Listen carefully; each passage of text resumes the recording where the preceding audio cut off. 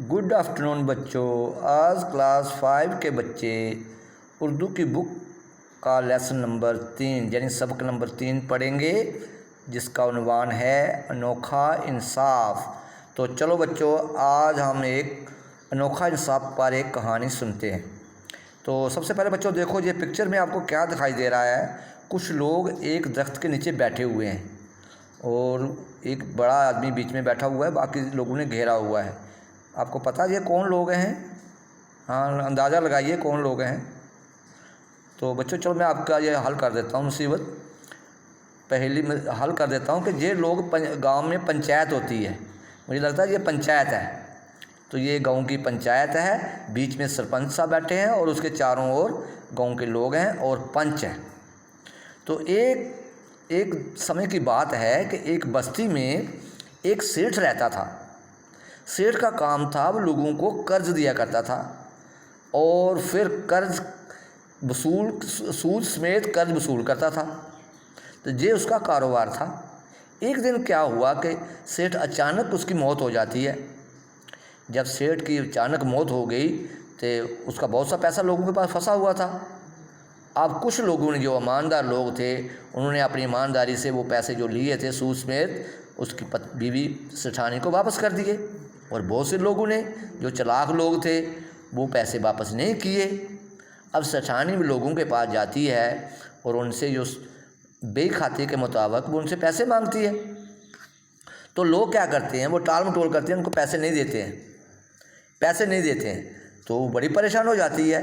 तो सेठ का एक दोस्त होता है, वो उसके पास जाती है, उसको कहती है, भाई साहब आप मेरी मदद कीजिए, ये जो सेठ ने लोगों को पैसे दिए हैं तो मेरी वसूल करने में मदद कीजिए।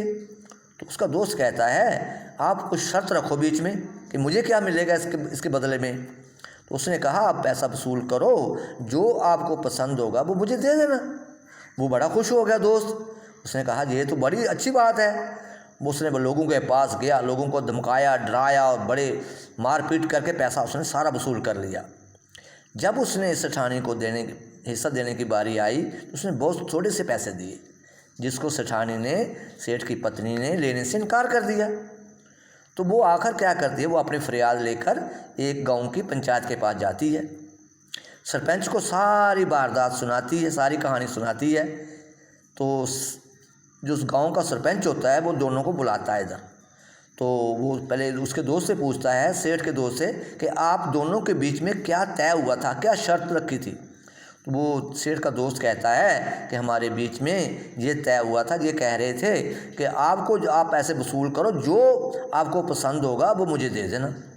तो अब ये नहीं ले रही है पैसे। तो उसने कहा, कोई बात नहीं, मैं आपका फैसला करता हूँ। तो आप कैसा करो, जितने अपने पैसे वसूल किए हैं वो मुझे दे दो। तो वो सारे पैसे उसको वसूल किए हुए दे देता है।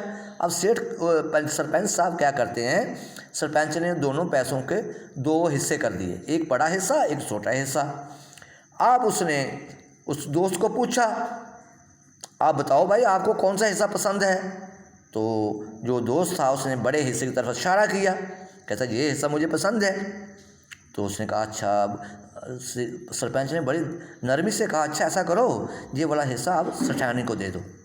तो इस पर बड़ा गुस्से में बोला वो दोस्त, कहता ऐसे कैसे हो सकता है, पैसों वसूल मैंने किए हैं, उसको बड़ा हिस्सा कैसे दे होता। कहता यही आप दोनों के बीच में शर्त हुई थी, आपने शर्त नहीं रखी थी, तय हुआ था कि जो आपको पसंद होगा वो दे दो, इसलिए आपको बड़ा हिस्सा पसंद है, इसलिए आप उसको दे दो, यही हमारा फैसला है।